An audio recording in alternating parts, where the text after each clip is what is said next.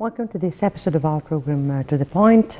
Tonight we'll be discussing Egypt's efforts in order to boost and serve the causes of Africa at large. During the past few days, Egypt has been attending a number of meetings that has to do and that had to do with the African continent causes at large, particularly, and of our concern tonight is the climate change and the investments in Africa. This, or the TICAD that was held in Tunisia and attended by the Prime Minister, was to discuss investments and in all sectors in Africa, and at the same time put the Egyptian vision towards the issue. That is from one side. On the other side, Foreign Minister Sema Shukri was in Gabon, where he was attending an important summit, or the Africa Week, or the Climate Change Africa Week 2022, that was held in Gabon, in order to find a kind of unified stance, African unified stance, towards the African, or this African important threat that should be discussed in the upcoming COP27, which will be hosted by Egypt in November. Hopes are really pinned on this COP, or COP27, to turn climate-related pledges into action and to help facilitate the move towards green energy in order to be able to reduce the harmful gas, and at the same time confront the repercussions of the climate change and the threats it causes for the African continent and the world at large. Hence came the importance of holding these important meetings with world bodies and with the state partners in order to first ensure this unified African stance towards the threat, and to put a framework and action plan with the world bodies and world partners to ensure a positive outcome for the upcoming COP27. This is what we are going to discuss tonight in our show. Before we delve into our discussion, first let's have this quick break and we'll come back for more discussion.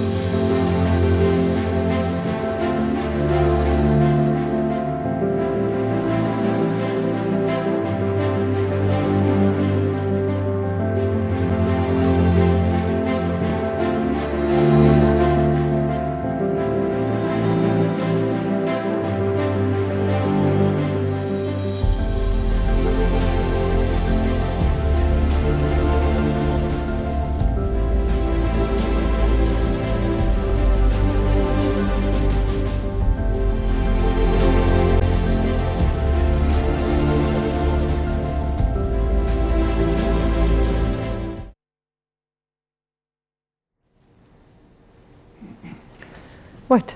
Welcome back, and let me first welcome our distinguished guest, Dr. Mohamed Abdel Halim, political analyst. Thank you so much for joining us. Thank you for having me. And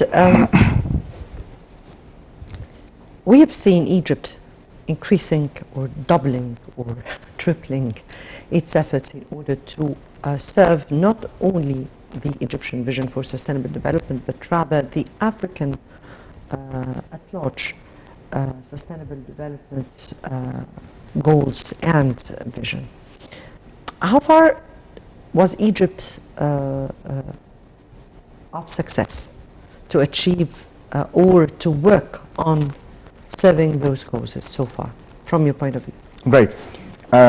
As a matter of fact, Egypt has been very much concerned since quite a long period of time in dealing with impediments and, problematic issues that are very much surrounding the African countries since quite, I think, the early years of late, that predecessor, Mr. President Gamal Abdel Nasser, that was during the early 60s, that signified the early beginning of the Egyptian presidency and its own interest actually in the local affairs and economic, political, as much as medical affairs of African countries actually.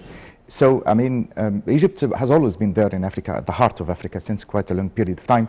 But during the presidential tenure of His Own Excellency, Mr. Abdel Sisi, the last 8 years, we can really understand the fact that Egypt did acquire a sort of a towering pride of place, actually, attempting every now and again not to intercede, I would say, but actually to try to be there and somehow or another solving the issues, reconciliating with the tussling parties within Africa, aiding them even during the previous pandemic of COVID-19. Actually, Egypt had always been there.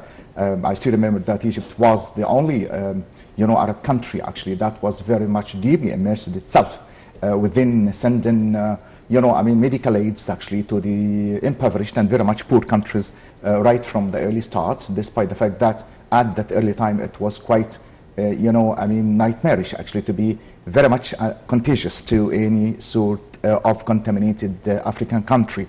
But Egypt had always been there, attempting every now and again to try to alleviate the pains as much as to minimize the sorts of the sanctions to a greater extent that had been imposed on a large number of African countries. And in the meantime, during the chairmanship of the African Union, Egypt was almost superimposing and very much supervising actually almost all the affairs, to the extent that we had been there for quite some time negotiating, discussing, examining, and trying to solve a large number of issues that came to be regarded as an obstacle, as an impediment actually for quite a long period of time. So the Egyptian existence was quite eminent since the early 60s, had always been there for quite a long period of time, continuing till the present time situation actually that would follow after that the Egyptian existence in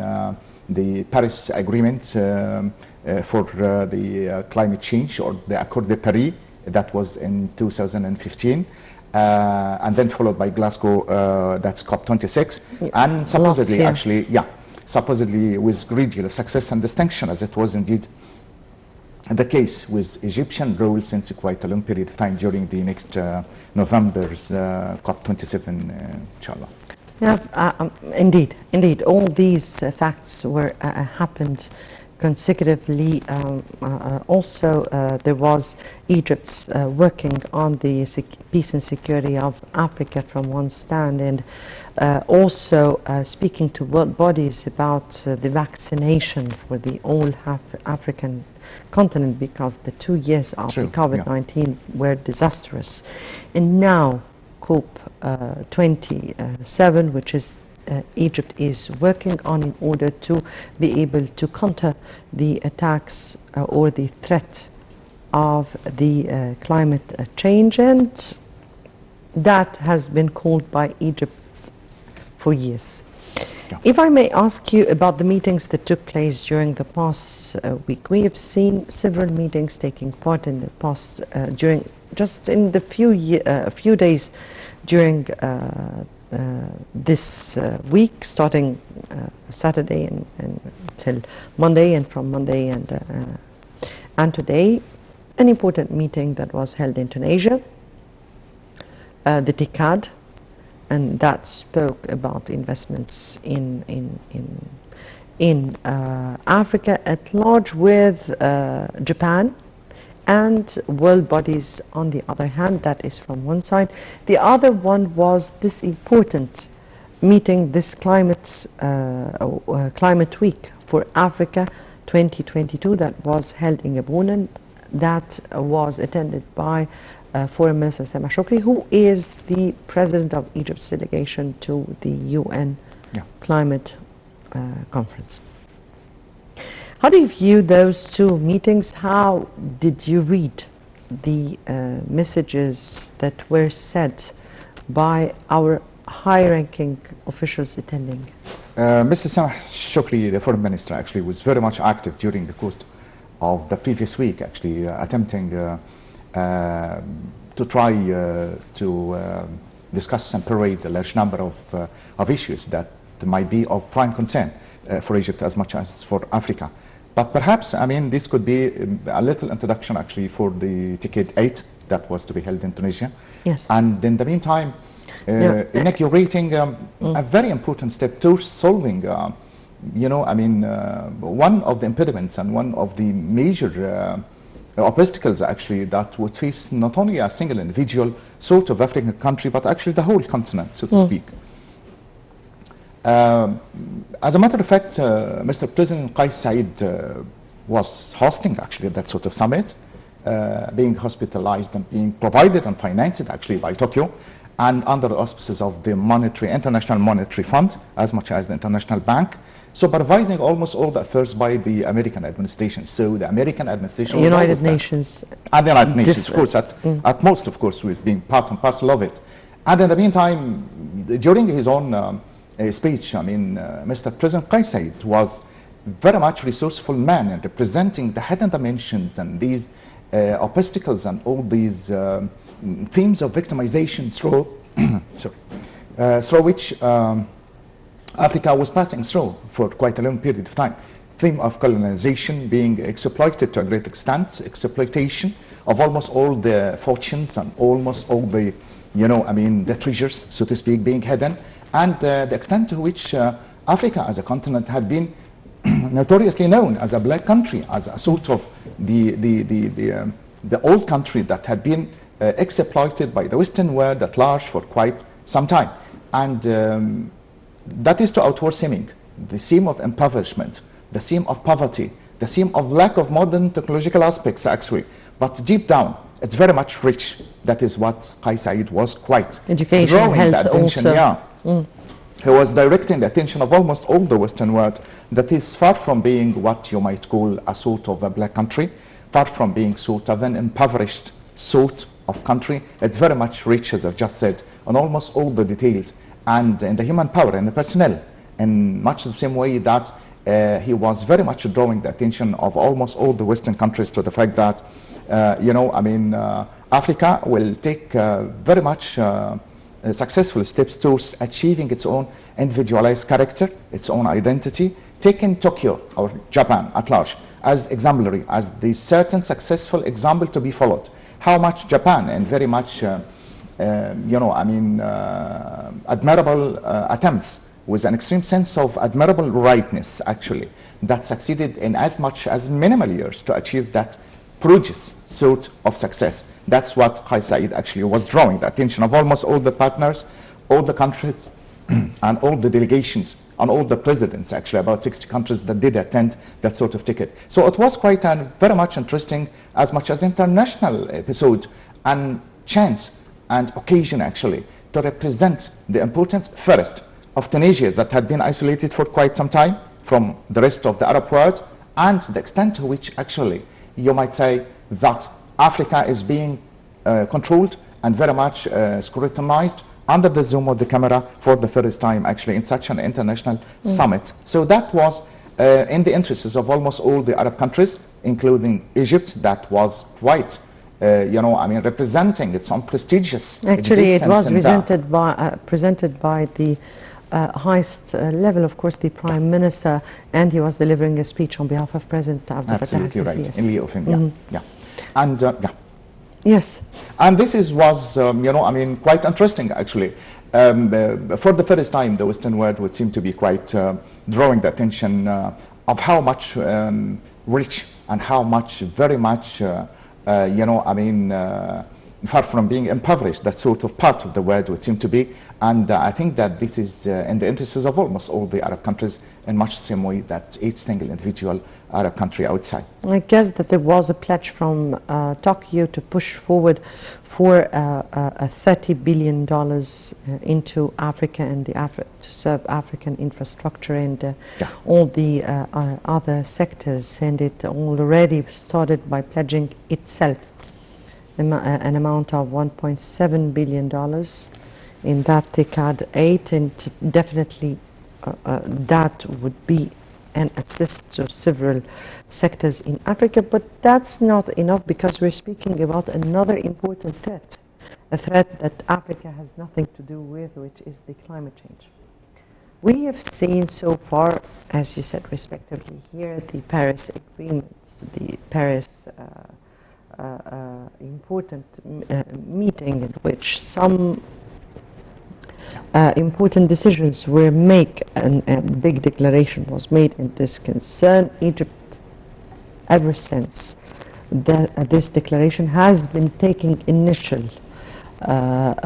steps towards averting the climate change repercussions, particularly in Egypt. But now is the time for preparing a unified stance for all Africa, because this threat that Africa has nothing to do with is very much implicating life, the existence of Africa itself.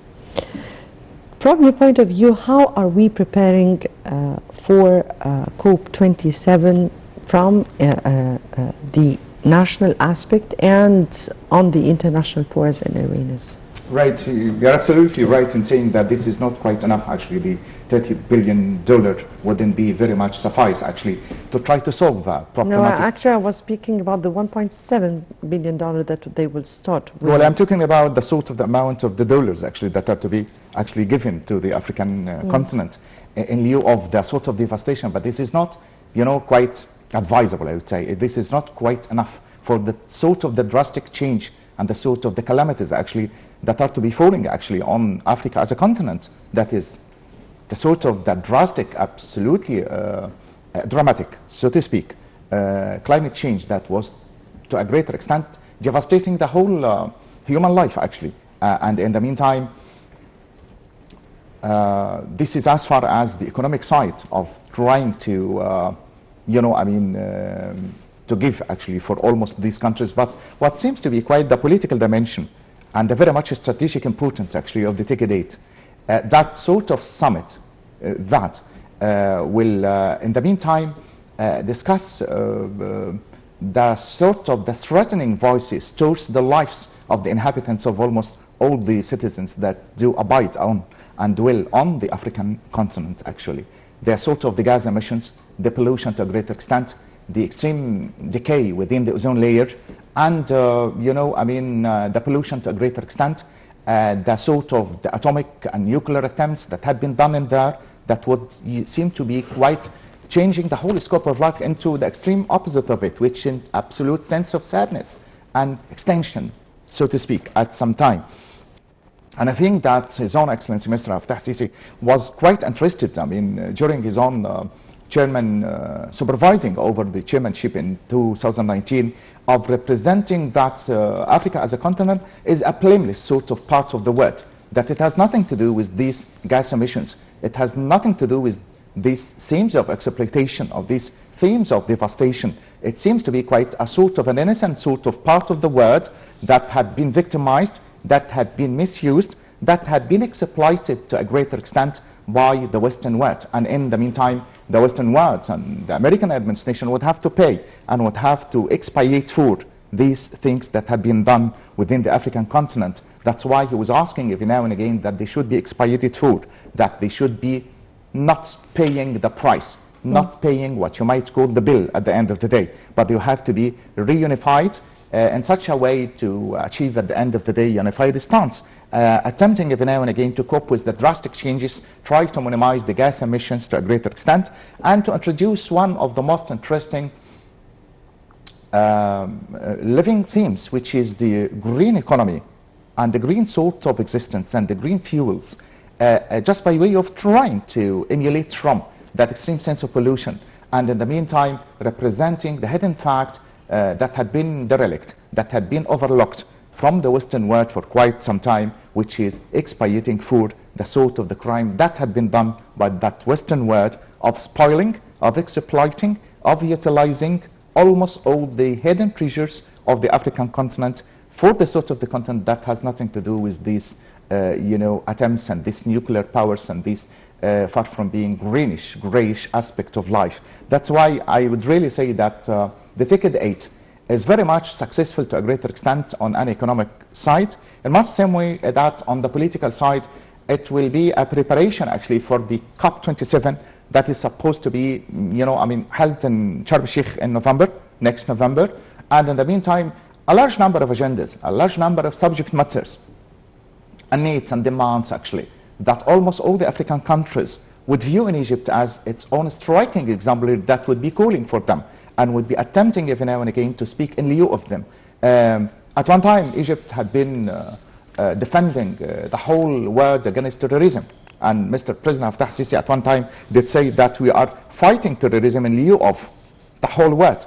And in this particular context, we will be fighting actually the poverty, the impoverishment, the threatening voice of extension of the disappearance from the earth by this interference and intersection actually on the part of the Egyptian presidency and its own hosting of COP27 that successfully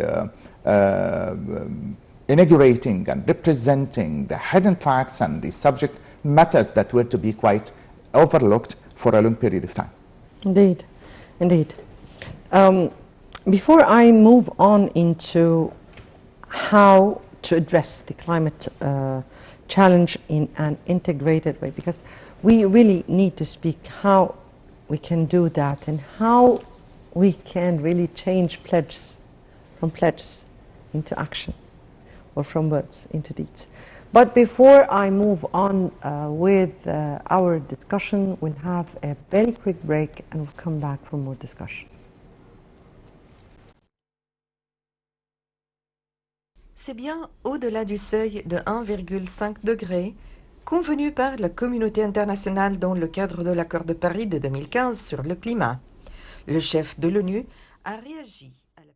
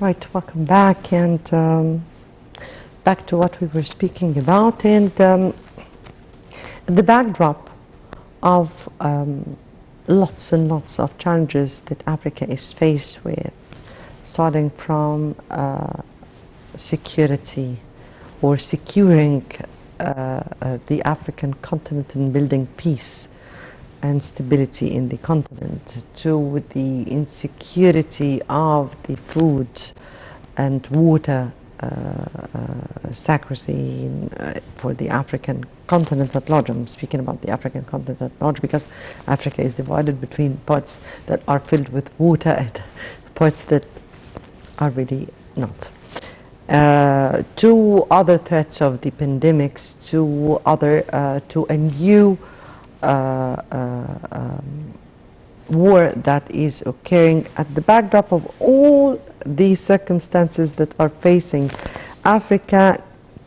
There has been some efforts made by some entities, of course Egypt from its part, but also other entities including the African Union, the African Development Bank, the UN Economic Commission for Africa, and some of the world bodies. How do you view the role of those entities at this upcoming stage in order to achieve climate change goals and to acknowledge the suitable or necessary funds for that?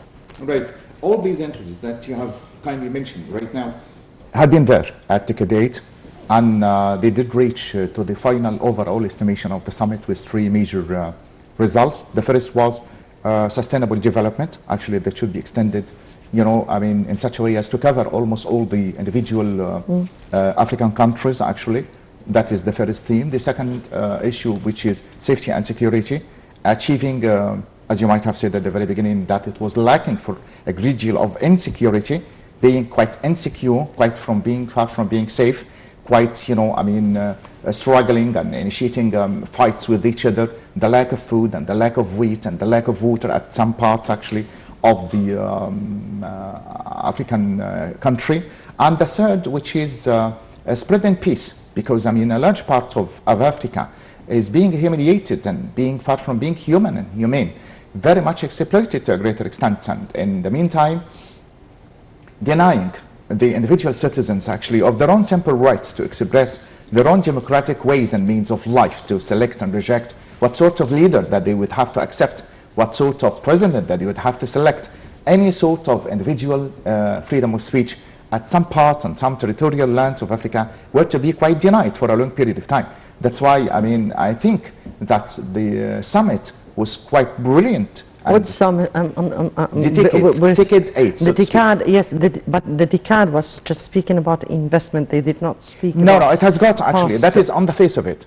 On the face of it, it has to cover what you might call the economic side, with the investment, with trying to invest all these sources and resources, finding a sort of employment, solving the problem of mass unemployment, finding a sort of alternative for the lack of water and the shortage of wheat, and inaugurating tourism actually to a greater extent. Investing and almost all putting these a things. kind of win-win situation between Africa and Japan, and also world bodies from that is on the part. face of it, but deep down there is something which is quite hidden behind that sort of summit actually. I'm not speaking, I'm not interested into the hidden, but the pledges I itself, wouldn't because say. what is necessary for us? Let me say it in another words. I mean, hidden means taciturn, that it is almost there, but you'd have to investigate and explore what is behind the lines and what is between the lines.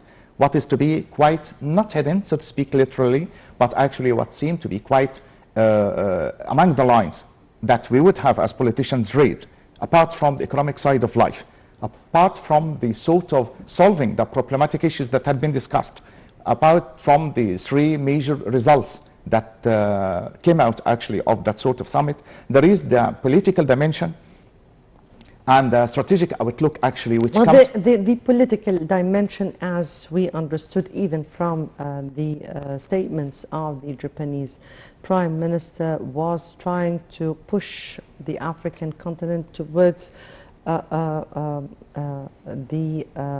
decrease of the Chinese and Russian existence?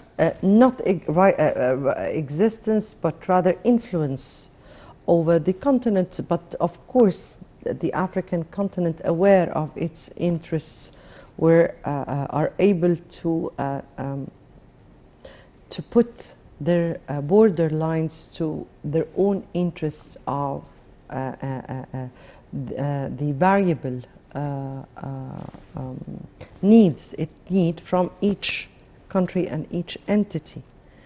But what we are speaking about right now are pledges that we need to be done in order to be able to have a kind of win-win cooperation between us means the continent, and any other partner for development, because development is what we need.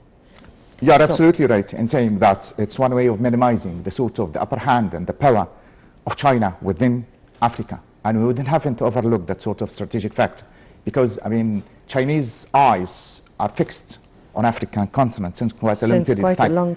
Through the Silk Road, the initiation of Belt and the Road, these two major facts actually that are to be there. And in the meantime, the American administration is quite keeping an eye on the Chinese existence in there. That's why I think that supervising that sort of summit, dedicated summit actually, is in somehow or another, that's the political side that I meant at the very beginning of my speech, of minimizing the sort of the upper hand of the Chinese existence in there. That is at one time. But in the meantime, I think that the existence of the Egyptian presidency and the Jeddah summit, that was about a couple of weeks ago, as much as the presidential tours of His Excellency Mr. Fattah Sisi, actually to Berlin, to Belgrade, as much as to Paris, and somehow or another is one way of balancing the sort of the mutual identification with almost these superpowers, so to speak. That is, if the United States of America is quite supervising the Tigray 8, actually just by way of minimizing the existence of China in Africa, it would seem to be quite our own perspective, our own outlook as an Egyptian presidency, is that we are following what you might call the non-alignment movement actually. That is, we are dealing from the point of view of our own mutual interests, that this is the language of politics actually, that we have nothing to be very much biased to or prejudiced against. We are neither with the United States of America in absolute absence from the Russian side, in much the same way vice versa, that we are not endorsing the Russian side or the Eastern camp as being represented by China. So we are benefiting actually from the social goals, from the ultimate strategic exchange and the mutual identification that is to be there, the sort of the thing that was to be consummated by the ultimate previous sort of visit of Sergei Lavrov, the Russian foreign minister, actually, a couple of weeks ago in Egypt, and his own very much successfully inaugurated speech in the Arab League, in which he represented his own interest, not only in Egypt, but actually in almost Africa. And this is very much important. That's what I meant, that behind the outward seeming, behind the external face of it, behind the sort of the economic side, actually, that should be highlighted, actually, there is the very much, I would say, strategic dimension, actually, that would seem to be quite in the interests of almost all concerned. And here lies the importance and the resourcefulness of the Egyptian presidency, actually, of trying to balance, actually, the sort of the weight and trying to get benefit, actually, from both camps. That is, the Eastern as being represented by and the Western as being symbolized by. And in this respect, I think that the Ticket 8 summit, actually, is very much symbolic insofar as it refers to the existence of the World Monetary System, of the International Monetary System, the World Bank, international communities, as much as the American administration in there, just by way of representing that we are not biased to one dimension nor even prejudiced to the other. We're always balancing our own goals as much as our own mutual interests. That's why I think that COP27 actually will consummate and will sum up actually all these ultimate goals. That is spreading peace, initiating safety and security, try to... Actually, as you opened COP27, which is the main focus of our episode tonight, I have to say that the threat of the climate change is enormous. I mean, the impact of the climate change on the environment, and how would that threat the existence? I did say that that is extinction, actually, the disappearance of life from the continent itself. So addressing climate change in itself in COP27 is a very important cause that Egypt has been preparing for some times. For the first time, the world realized, particularly during the this summer and the last summer, how evident the climate change would be badly influencing, actually. Yes, we've been seeing the yes, climate absolutely change right, yes. threats on Europe, fires that emerged. The floods in Sudan, actually. The erosion of the coastal side in Alexandria, the coastal sites and shores, the actually. The inexistence of some of the rivers in some of the animal lives. Indeed. So addressing, or how, from your point of view, how to address the climate challenge in an integrated way to ensure we move from pledges, because we have seen since the Paris Agreement only pledges, but never to be done on realistic but grounding, never actually. actions. I mean, here words and no deeds. But this time we're speaking about changing pledges to actions at the backdrop of a pandemic that existed for 2 years and a war that is hardly hitting the world economies. I think that the selection of Sharm el-Sheikh, of Egypt, so to speak, as the meeting ground for that sort of COP27 summit, actually, is in itself, as it really is a great masterstroke of success, actually, for the Egyptian presidency.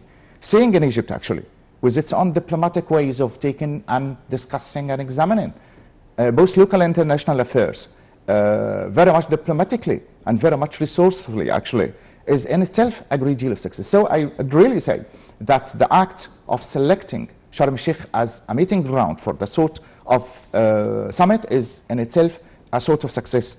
And in the meantime, yes, of course, and not only Egypt, actually, I think that the whole Europe, the whole African continent, the Western world at large, all these experiences and all these atomic nuclear powers and all these erosions and gas emissions, actually, and that extreme sense of pollution, all these things came to be regarded as very much leaving their own notorious impact, actually, not only on Europe, but actually on Africa. That's why it's time, actually, to try to change straightforwardly all these words, as you might have said at the very beginning, into mere actions, actually, to try to translate the sort of visions and revisions into something tangible, something materialistic to cope with, something to be discussed.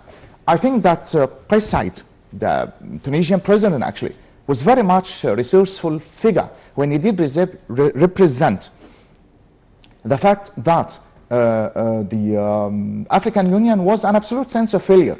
It did not discuss realistically or solve any sort of problematic issues on the realistic grounding, just pledges, just examination, just discussions, just a sense of parade of almost all these, nightmarish things, but to a greater extent, without finding at least a result or solving all these issues. That's why I think that we would benefit and utilize that sort of opportunity, so to speak, actually, of trying to discuss even the problematic issue of the Renaissance Dam, being the most threatening voice, actually, to the whole continent, not only the downstream countries, that is Egypt and Sudan, but in the meantime, it would leave its drastic impact after the third filling and the sort of the, apart from being following the international law and the agreement of principles. Definitely, that is also a suitable chance. Yeah. That is part of an important issue, which is water scarcity in the continent and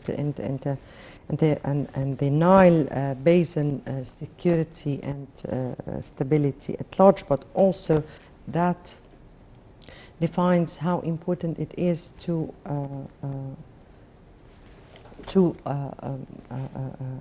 have an integrated action towards a threat that is threatening the whole globe, climate change.